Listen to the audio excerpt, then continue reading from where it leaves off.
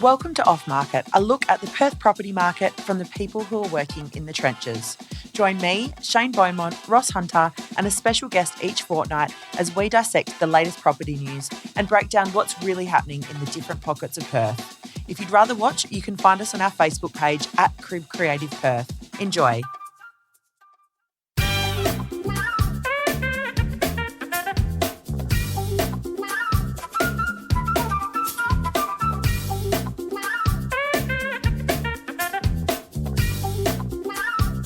Welcome to Off Market, the show where we shoot the shiz about all things property related in Perth. Today we've got unlucky number episode 13. So you ready? Lucky. Yeah, no. We're going to make it lucky. Yeah. Top floor of an apartment. Top floor of the apartment. We've got Brad Triplett, so it's got to be a lucky day. That's it. Yeah. So as usual, welcome back to our Golden Gavel, Ross Hunter. And Golden Gavel. And have our, Gavel will travel. Have Gavel. And our Golden Gosnells, Shane Beaumont. Well, I don't get there as much as I'd like these days. I'm a bit all over the place, but going all right. That's all right. That's all right. So as the boys mentioned, we are here, level 33 of the incredible Vue Tower, thanks to Finbar. And earlier, before the boys arrived, I got Cherry Lee from Real Estate 88 to show me around. We're going to quickly have a look. So Cherry, we're up here at the incredible level 33 at Vue Tower with some beautiful views. Tell me, when was the project finished? Vue Tower by Finbar was completed in 2019. We still have a limited selection of apartments available for sale, with one bedroom starting from 390,000 and a two bedrooms starting from 500,000. The fantastic entry-level pricing welcomes a range of buyers to enjoy the inner city lifestyle. So, Cherry, tell us about Vue Tower. What makes this development so different from all of the other stock that's selling in the city at the moment? Vue Tower enjoys a fantastic inner city position, close to a range of the new planned inner city projects. You can enjoy the views of Swan River, Perth City, Birdswood, Optus Stadium and Matagara Range. And what can buyers expect from a Finbar product? Buyers always know Finbar are famous delivering quality apartments with a modern design finishes, many green features to ensure lower energy costs. And Finbar always ensure the apartment livability is maximized with living open spaces, large balconies, a lot of natural light, and excellent resort-style facilities. And also always in the most sought after inner city locations. Well, Cherry Lee from Real Estate 88, thank you so much for your time. The wind is picking up out here, so we're going to head back inside and enjoy the Sky Lounge. Let's go.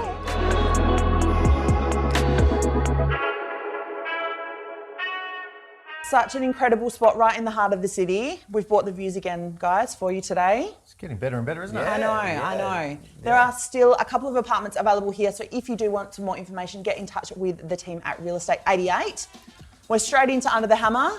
Just one thing, you can park on Plain Street and you have a 3-hour window to do that. 3 hours till 4:15, mate. Actually didn't say, I think it's from 8 till 6, but 3 hours. So The tow trucks start to circle, you know that. Yeah, mate, they are, I could see them on the horizon. But We thought you were going to get towed, but it like wasn't vultures, to be. they just... They are, ready mate. to go. Round they go. Sorry. Okay, Got lucky. Jess.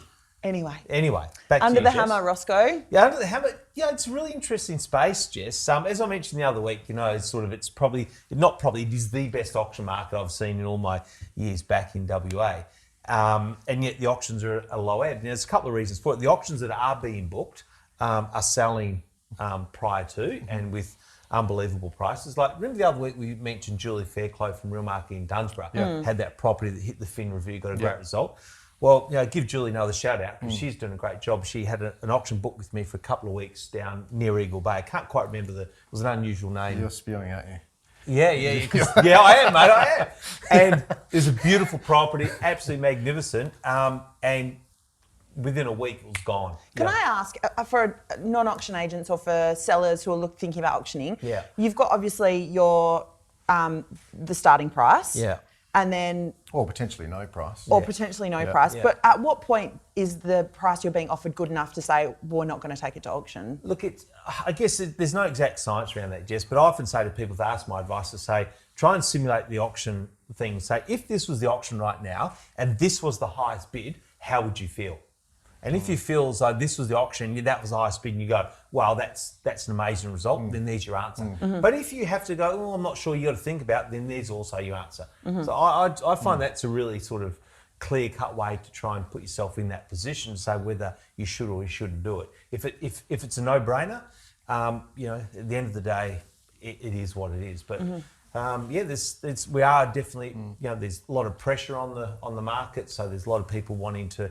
We're in a buy versus buyer market, so the buyers are competing, and you know, that's where the market's at. It's frustrating for me because I go, oh my God, how good. And a weekend down south. Yeah, exactly. I had Dunsborough, I had it all lined up. Thanks, Julie. But at the end of the day, you know, you don't play God with somebody else's money. One thing, it's a really good question you raised there, because people go, what's the point of going to auction if it potentially doesn't go to auction? It's still that process which we've spoken about. But one thing you'll find, if you've got a property that the buyers are emotionally in love with, there's a different price that data can't factor in. And the best way to describe that to a lot of my owners who watch the block, and everything sells on the block for record prices, but the best way I could describe it is if you had a ball coming up in 2 weeks' time and you saw a pair of shoes, you must buy them because you have a ball or a wedding. For me, it would be the Friday night before. You would, yes. so because you're an emotional buyer, so you can't wait for them to go on sale. Yeah, you have to buy them that price because you've got a function. Best way to describe it is if you like those shoes, but you've got nothing coming up, you're in lockdown, but they'd be nice to wear later. Well, there's a different price for you. Which buyer are we chasing? Clearly, an emotional buyer. So you can't find that data and honestly look them in the eye and say this is the max it's going to go, because you haven't been in the position of that buyer that's missed out on 4 or 5 properties, been outbid. Put offers in and missed out again. The kids starting school in X amount of weeks. So we can't really say that this is the maximum price. So by having such a transparent, I guess, method of doing it, at least you can say, well, if there was someone there, they would have been there on the day. Yeah. And is there a factor of, well, if this buyer's willing to pay enough to take it off the market, then... Because you're paying it, like... You're paying a premium. Extending on from what Shane said, like, a lot of properties are sold at what we call an emotional value. People connect with the property from an emotional perspective, and that's where value is ascertained. When we take people through a competitive environment, we take them through a couple of other phases, which is a bit of ego. Certainly in an auction where you see a bit of ego, you know, I win, you lose, a bit of a face-off type there. It does happen. But then where we see a property sell for a particular price, we go, wow, that sold for that. It's because of fear of loss. Now, the auction's a perfect place to stipulate that, because we go, the property's going to be sold, you know, first call, second call, somebody else bids, and we go from there. What Shane's saying, which is true, is that process is being simulated insofar as you've got people going, I've seen properties, I've missed out on a few, etc., and they engage with this property from an emotional point of view. However, to take the property out of the market, they're paying a premium to actually remove competition. That's what they're doing, which is a fear of loss. So it goes to that level. The two or three of the properties I sold this week both went first viewing as such, but it wasn't how long that property had been on the market. That buyer had missed out on 2 or 3, and they had the battle scars to go, well, one, every agent says they've got interest. So when you say there is other offers and you clearly present them, sometimes they still don't believe you. But to actually miss out, and then they go, look, I know now, I stuffed around, my mum told me that it's a buyer's market, clearly it's not. And they come to that, I guess, price they need to take it off the market, but sometimes they need to go through that process of loss before they realise. And I assume more and more of them will do. Definitely, at the moment, it's going to happen more and more. So, Yeah. Very quickly, under the hammer sales results, we wanted to talk about the happiness report that's come out this week from Rate My Agent, which we did cover in February when the Q1 results came out. So we've got Q2. We're slightly happier in WA. The hardest thing is with this, and obviously I was interviewed on this interview, when you look at how they break it down, obviously it's in shires as opposed to suburbs. But a couple of there definitely stand out. You know, they're doing quite well. Interesting, the Mandurah one. Mandurah is obviously all the Peel region. You can really break that down to so many sections. So I guess overall, when we look back when we had our last, I guess, report and happiness. Just to tell people, it's the satisfaction level of the seller after the sale, of the outcome. Not of the agent, but of the actual, I guess, figure. And I think it's fair to say when COVID hit, we thought, when ScoMo stood up and said, look, it's locked down for 6 months, people basically shut themselves. But we've bounced back really well, and I think you could even compare Brad stock levels. That's the driver. Like, for the first time in a while, there hasn't been oversupply in Perth. And you can actually say to someone, look, guys, yes, that one did go for that, but this one's here and that one's gone, knowing that there might not be another one for a bit. Whereas for a while there was sort of, I guess, especially with apartments or villas or new developments, if you missed out on one, it sort of felt like, well, I'll just wait for the next one. But it has tightened up. Would you agree? Is that what you're saying? Yeah, we never thought apartments would drop in supply, but they certainly have. Yeah. You talk to every agent around town, and every market you're in, it seems like the supply's dropped, but I think the apartment market's probably the one that has probably come last, and Definitely, it's good to see the numbers drop. And I think on that, it's probably because we were expecting it to be pretty tough for some time. Over the last couple of years, some of those sites just haven't gone to ground. The construction wasn't happening. So I guess 2 years back is probably an indication of where we're at now, because they probably weren't confident where the market would be. But there is definitely across the board an undersupply. What's the general, obviously we're in a very strange time right now with COVID, but you guys have been in the market for a long time, selling real estate for a long time. What's the general period where sellers start to go, well, stock's dropping and buyers are coming into the market, and so I'm going to hold out this amount of time until prices start to rise? Is there like a, you know? I think at the moment, it is, again, I've spoken about this before, but if you took the negative equity out of the market, it would be the hottest market in Australia by far. I reckon it'd be the same conditions as what we went through in 2006, 2008.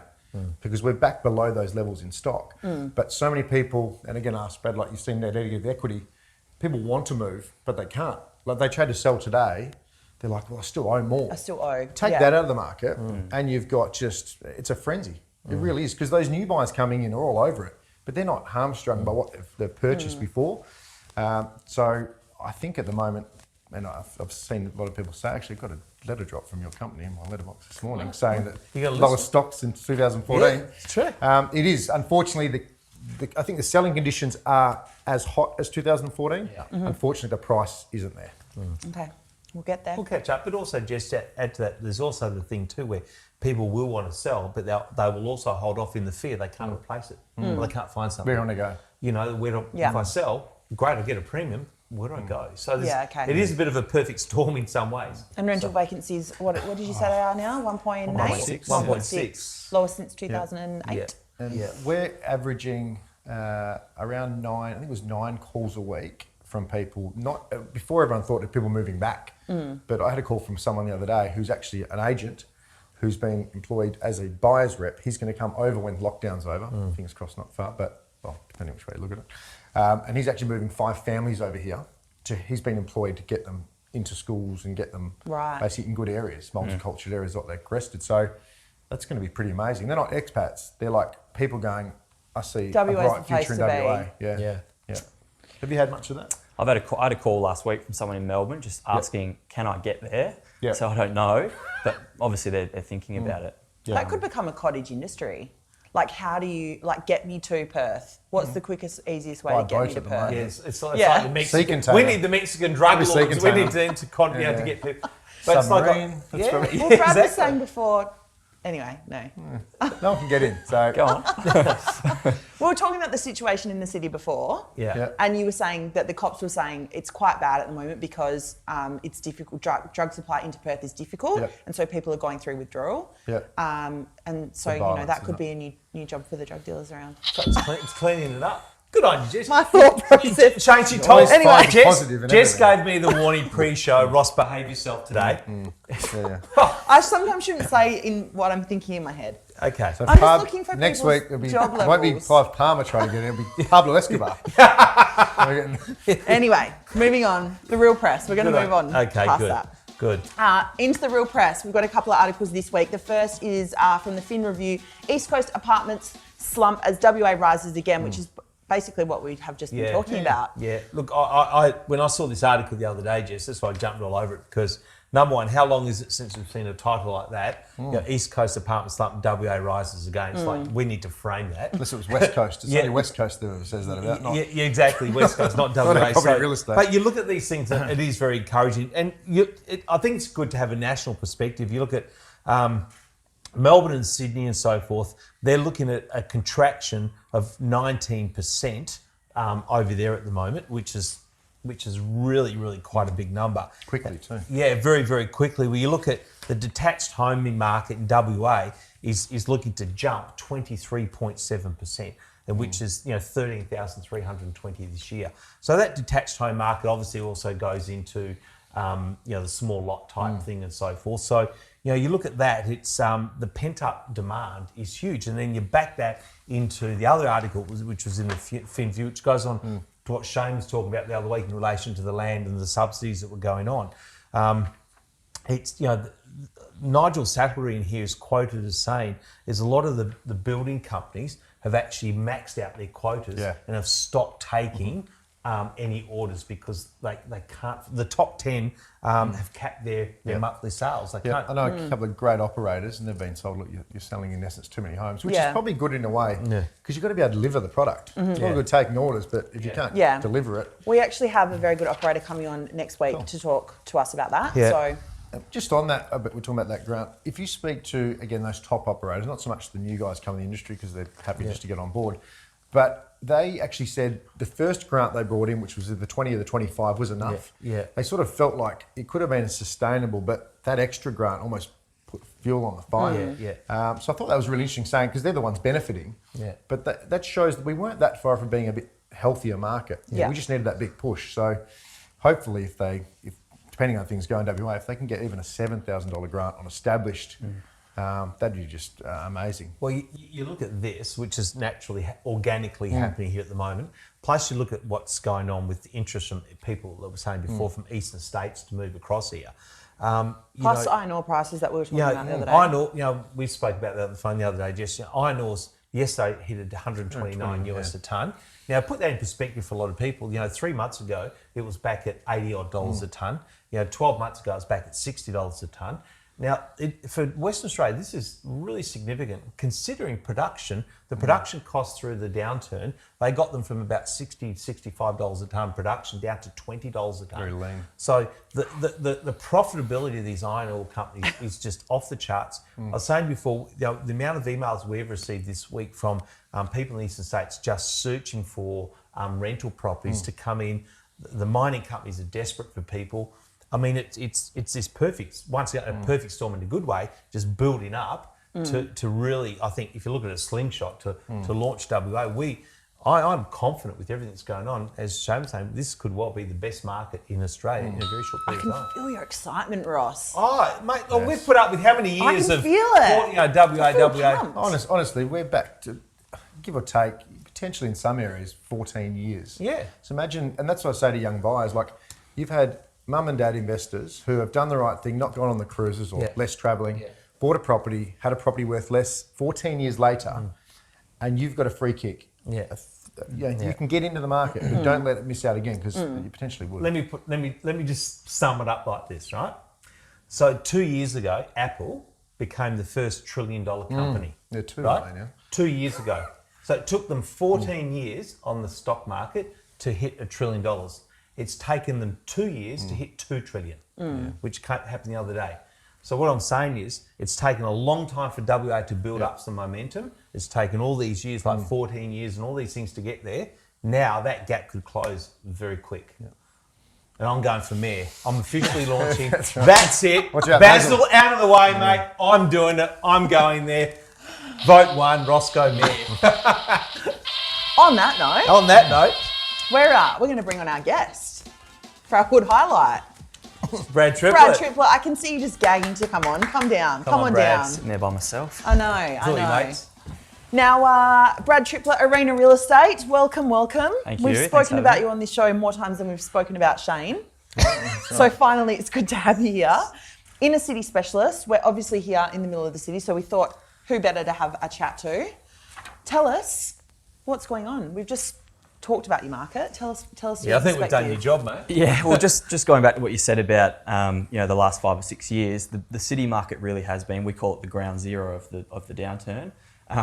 Josh and I quite often joke we're the fire brigade running into buildings trying to save people from their apartments because that's what it's been like. The amount of negative conversations we've had over the last 5 or 6 years.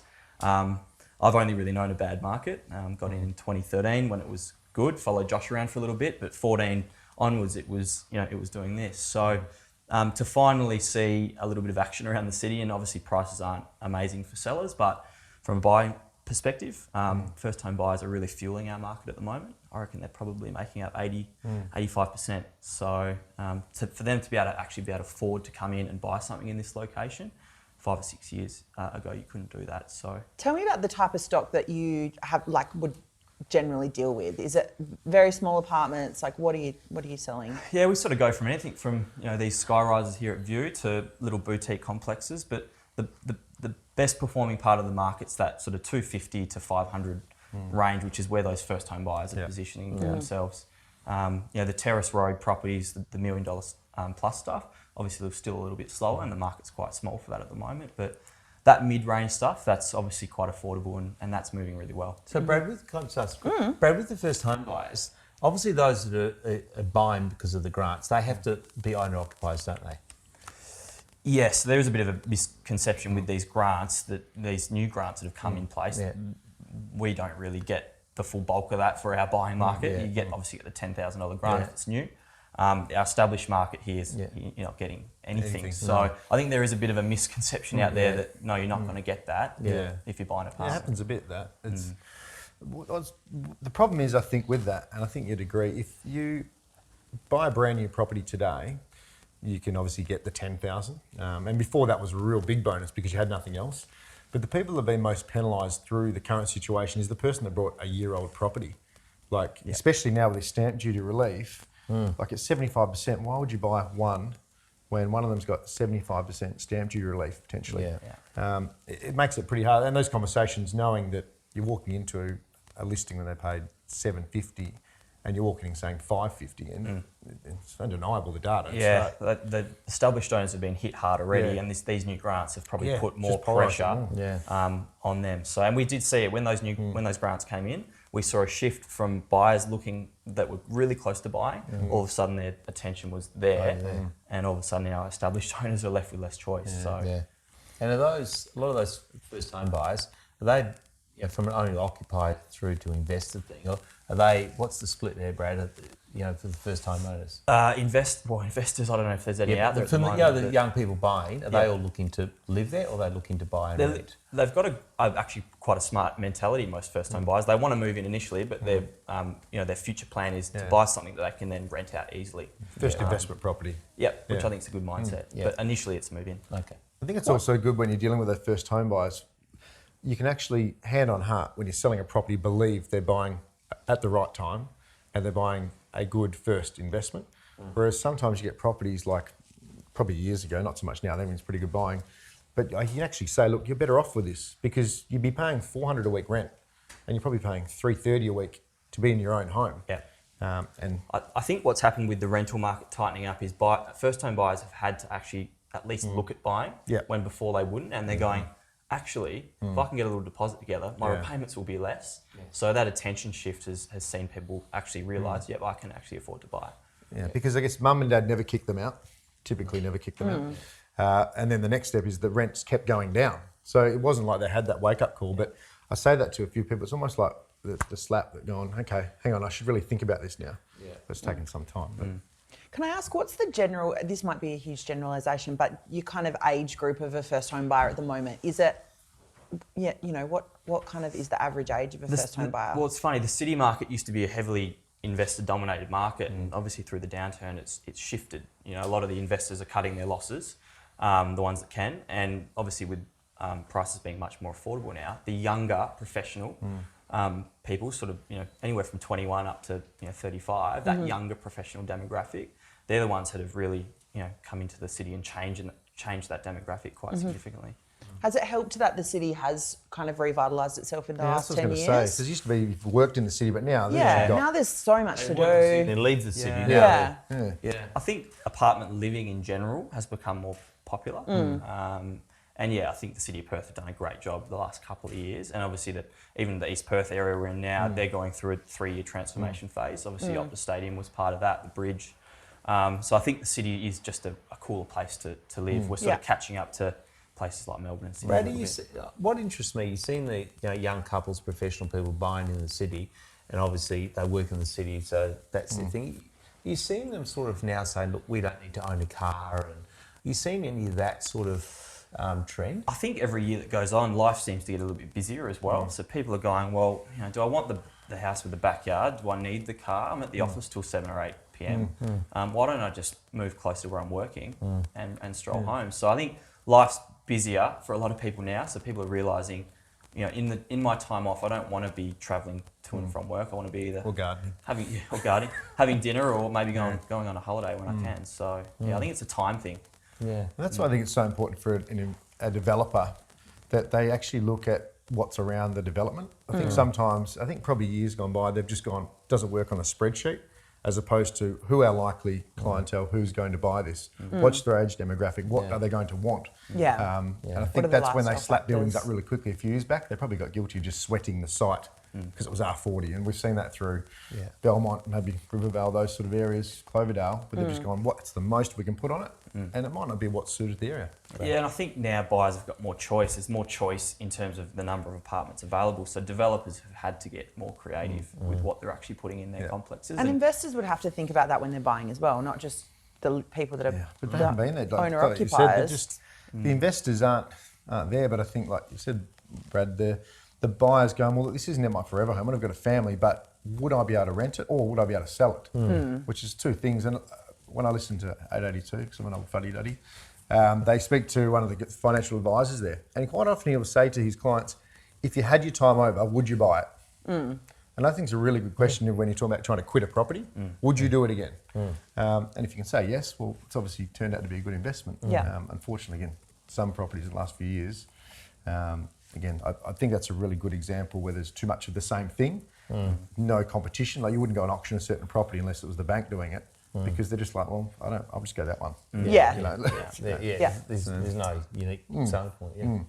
Beautiful. All right, guys, thank you very much. Great combo. Was that intelligent? It was. I was impressed. Yes, very impressed. Over to you. I'm so impressed that I'm giving you the host. You give me the reins. I'm giving you the reins. It's Under the Hood with Roscoe. So Brad, we asked a lot of questions. This is where I get worried. Okay, about people, just to learn a bit more about them. But one of the questions is our biggest stuff up. But Brad, I'm just going to go off piece here for a moment. Because it did. I didn't give you permission to do that. It came out on social media the other week that you were nominated as one of the sexiest real estate agents in Australia. But Brad, we know going beyond that it wasn't that long ago when The Bachelor was scouting you to get onto The Bachelor.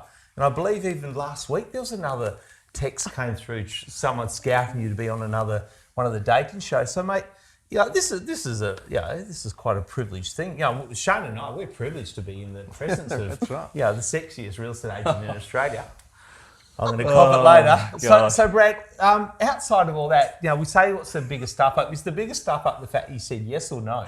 Well, I'm just going to leave it there. I think the biggest stuff up for me, I was thinking about this before I came here, maybe growing up in Mandurah. To put it seriously though, you're from Mandurah. Tilsy's from Mandurah. And he doesn't have a licence. He's only 16. That's right, I was about to say it's only because... Sorry, Brad. Not legally. Thanks for the plug, Roscoe. I'm actually referring everything to my PR manager, Lachlan Sinclair now. So questions to him, mate. Okay. Lucky if you can let my PR company know, that'd be good. Biggest stuff up. I actually thought about this in terms of real estate. My first year in real estate, I was sort of shadowing Josh around. I was his right-hand man for a while there, and he let me open one of his... He didn't get many listings on Terrace Road, $1 million stuff, but he let me open it one day, and the owners were living there. And he called me later that day and said, mate, did you forget to close the door of that apartment? And I didn't just not lock the door. I left the door open with the door stopper in to this $1.2 million property, and must have obviously just left. And unfortunately, Josh, I can laugh about it now because I think I've paid him back a little bit, but he actually lost the listing because of that. So that, I would say, is probably my biggest stuff up. Sorry, Jay. Didn't happen again. I make sure I lock all the doors now. So a bit of a learning curve. Cool. Okay. Well, mate, that's how we learn. Mate, next question is what are I love this question because it's to see the personality of people. 3 things you would not leave home without. It's giving this some thought as well. I'd actually, if Mum's watching, my ring that Mum gave me for my 18th birthday, white gold ring. She gave all us boys one of these, and I'm the only one that wears theirs. So I actually do not leave anywhere without that. Even when I take it off to train and things, I'm always searching for it. So there's that. Last week we had a rock. Yeah, we did. Yeah, it's similar. Got the Yeah, white Well, not one. similar, Shane Penny had a rock. Yeah. You got a ring. Excellent, mate. I think the insurance bill on that one is slightly higher than Shane's rock. Yeah. It's more insurable. My watch, I actually don't wear my watch to tell the time, but I just like the feel of it, so I got over here with that. What sort of watch you got, mate? Is it a good one? It's a tag actually. That Tag? nice. Yeah. Tag, nice.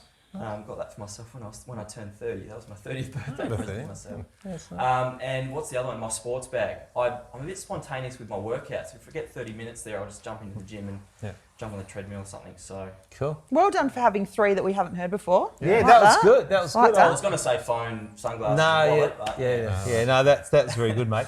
So, mate, I know you don't have any bad habits. Yeah, I've known you for a long time. But if you did in the deep, dark depths of Brad Triplett, what's your worst habit, mate? It's an easy one. This one, I don't know anyone's birthdays. Even my mum and dad's. I know the month, but I just forget the date. That's Yeah. what Facebook's I don't think for. many people do. I think when they get the alert on Isn't Facebook. it? If someone's not on Facebook, I don't wish them happy birthday. Sorry. I know. It's not Yeah, something true. I'm proud of, but that's the truth. That's okay. That's okay. So we can ask us the truth. Mate, when you're not at work, you know, and you do work long hours, but when you are not at work, where will we find you? If it's I guess important as well. If it's the morning, it's probably something to do with coffee, because I love coffee. Yeah. If it's the evening, it'll be something to do with Chardonnay, because I love Chardonnay. Oh, So probably somewhere there. Wine drinker. Yeah. Cool. Coffee or shardy? Easy. Okay. Good combo. Yeah, it is actually. You like shardy, don't you, mate? I do. Most of you say, mate, of all the sayings, what's something that you just go, oh, cringeworthy saying? My auctioneer just keeps saying this every single. Your auctioneer, he must be damn good. Yeah. Speak now or forever hold your peace. It's like, get something new, but when I do say that, it generally means we're close to hammer time, so I'll let it slide. See? Speak now, forever hold your peace. It's hammer time. I don't reckon I'd use that one at home. I don't know it'd go well. No. Speak now, forever hold your peace. You'll Pardon? Yeah, exactly. You'll get peace, mate. And mate, this next question is for the benefit of Shane and myself, and for Jess, but we steered her up a dead end road the other day, mate. Best place to go and get a meal, favourite place, favourite meal, favourite dish, whatever. I'm going to keep it local like everyone has been, because I think it's important. I'm pretty simple actually. I love Italian and Bistro Bella Vista, which I've been to with you, Yeah. Roscoe, on Plain Street, where your car's parked. Yeah. Hope. Yeah. They do amazing Italian food. Dine in? Dine in, yep. Yeah. Really nice people. Italians, obviously, but yeah, I would say have a break there. And What the about- dish? What the dish? Anything there, pizza, pasta, anything. Yeah. Have they got cutlets? If they've got cutlets, Shane will be there now. I had a cutlet. size For of that one. I had Yeah. a cutlet for you the other day. It was very good. Where? At Post. In the city. Their pork It was cutlet good. Yeah. on the bone. Yep. Rocks. I should have Yeah. started a cutlet page. Yeah, we should. Yeah, let's do it. Cutlets of Oh, there's Perth. a Parmigiano one, but Yeah, no, let's do a cutlets page. Yeah. Best hang on, coffee in best Perth. coffee, yeah, best coffee. Best coffee in Perth. There's a few. Duotone on Hay Street, just around the corner from here. And I'd have to say our local Flow Espresso, which is that's on Aberdeen Street. Okay. And best Chardonnay. Nice. Best Chardonnay, that's at Voyager Estate down south. So Yeah. But that they city, probably sell it around here. yeah, Ed Voyager drinking Chardonnay there. Yeah. Beautiful. There you go. Were we okay? Yeah. Is that okay? We'll That not was get in good. trouble after? No, Okay, good. Okay. it's all right. We don't have the sound machine here today, so you're lucky. Yeah, you're getting a Alana- We're fly. talking about Alana. We're talking about the best Oh, we're sheets talking- to go. Wow. Yeah, it's one of the same. Yeah, Yeah, machine. yeah. It's in my car actually. I should have bought it. Yeah. That's just about a wrap up. Yeah. Do you have a play of the week for our I final think- segment? I think we have, haven't we, mate? We do. We do have a very A friend big of play to ours, it. a friend of ours got married, Yeah. and for the first time ever, he's very, very quiet. Yeah. Very, very quiet. It is. Indeed, the mercurial, Mr. Sean Hughes. Yes. Friend of the show. So Friend of the show. And now he's wandering out yonder. Yeah. No one knows where. No, Keeping the press he's away. gone AWOL. Press has gone to looking No for one him. knows. Paparazzi are going up and down the coast. Where is He's Sean? been leaving a post Yeah. 2 days after he leaves the venue. Yeah. Smart. Very So- smart. I so like smart. that. So on Monday, he walked down the aisle. He did. And tell me, you both were attending the Waddled. wedding. Who? Waddled. Waddled, yes. Who? You can't say someone waddled down the He aisle. waddled. Like that. Oh my He was God. very He's got a nervous. bit- He was very Some nervous. say swagger, some's got waddle. Yeah. Right. Who got the player of the day at the wedding? Well, I've got to say, old mate here, he got player of the day. I think it's fair to say that Mr. Beaumont, you Shane seemed stressed. you enjoyed every element, every ounce, every bit of food, every bit of alcohol that was there. Mate. You were the chief sampler of the day. It was the first time, Sean. Here we go. First time a drink's been on Sean since I've known him. Yeah, And I lived with him. Yeah. Beautiful. So no, it was Capitalised. a great day. It was a wonderful, beautiful wedding, and it's great to see a great person marry such a beautiful lady. Beautiful. And I'm Yeah. glad you've both recovered by now. Yeah, Tuesday was dusty, but anyway, we're here today. That's it. Episode number 13 in the can. We've done it. We have. We've overcome our the unlucky number 13. Is there a level 13 in this building? Because you know the We'll have to casinos in check Las on the way Vegas, there's no down. level There's 13. no 13, no. Yeah. There you go. I learnt the other day that in China they do not have a level 4. Number four. Number Because four. Number dead 4 lucky. sounds like death. Interesting. in The other Chinese day, or I was Mandarin or negotiating whatever. with an offer, and they went in at 103,888. Yeah. Owner come back at 18888. He's like, if you like it that much, come for another one. Yeah. So that was quite There you funny. go. There you go. Chris Didn't is giving go us the through. wind up. Yep. I know, we're winding. Thank you again to the team at Finbar and Real Estate 88 for having us at Vue Tower. Beautiful location. Thanks, Brad, for your time. Thanks for coming in, Brad. Coming and joining us on the couch. Any topics or anything you want to share with us, please hit us up on the Facebook page. And results. Results. And that's it. Yeah. We'll see you for Done. episode 14. Thanks, guys. Bye-bye.